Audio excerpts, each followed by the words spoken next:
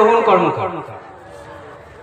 শারীরিকভাবে বিশেষ চাহিদা সম্পন্ন ছেলে, কিন্তু সে যে ছবিটা এঁকেছিল, আমি দায়িত্ব নিয়ে সম্পাদক হিসাবে বলছি, আমি একটা রুল ব্রেক করেছিলাম এবং সেটা আমার যারা গভর্নিং বডির মেম্বার আছে সবার কাছে, ওর ছবিটা এত ভালো ছিল যে আমাদের কম্পিটিশনের নিয়ম ছিল ছবি হলে সেটাকে ফেসবুকে আপলোড করতে হবে, কিন্তু ওর ছবিটা এত ভালো ছিল যে আমি সেটাকে রিজেক্ট করতে পারিনি।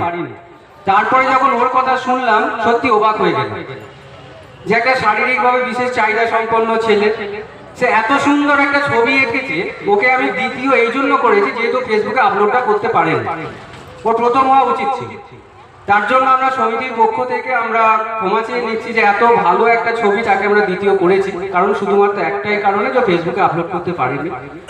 তো আমাদের কাছে গর্বের মতো রোহন কর্মকারের জন্য আমরা প্রত্যেককে অনুরোধ করবো জোর হাততালি দেওয়ার জন্য।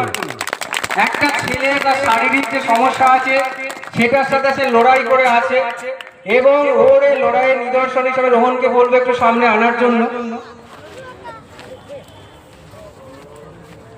রোহন ভালো করে কথা বলতে পারে না এবং সেজন্য ওকে নিয়ে হয়তো কিছু কথা পাশাপাশি মানুষজন বলে, কিন্তু রোহনকে বলবো তোমার সাথে বিয়ান শিশু কল্যাণ সমিতি আছে, সমস্ত মানুষজন আছে, তুমি কোনোদিন এটা মনে ভাববে না যে তুমি একা।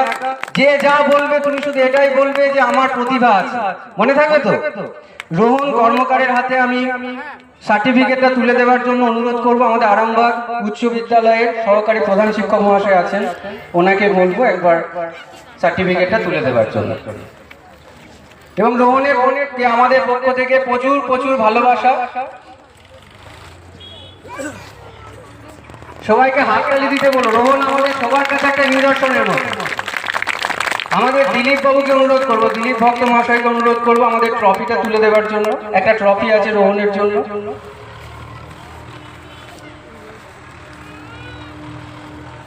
চৈতালি হাওলাদার বিশ্বাস মহাশয়কে অনুরোধ করব আমাদের গিফট যে দুটো আছে ওই দুটো তুলে দেওয়ার জন্য।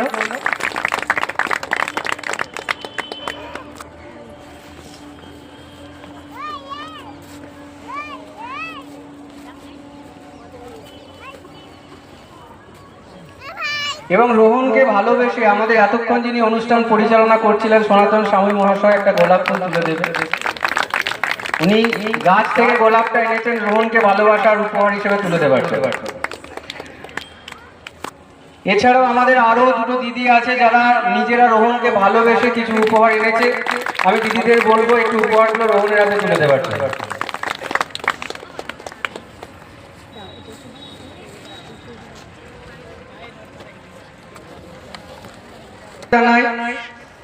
রোহনের মাকে, ছেলেকে এত সুন্দরভাবে মানুষ করার জন্য দিদিভাইকে বলবো আপনি একদম ভেঙে পড়বেন না, আমরা সবাই আপনার ছেলের সাথে আছি।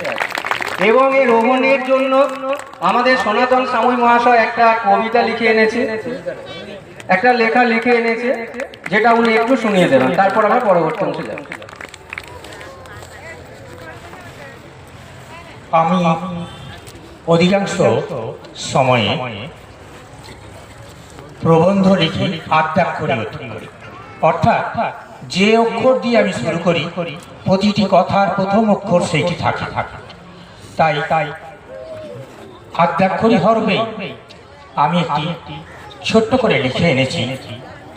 আমি দুপুরের পর বিষয়টা মাথায় আসতেই আমি লিখলাম, বিহানের বিশেষ ব্যবস্থায় বচনহীন বালকের বন্দনা।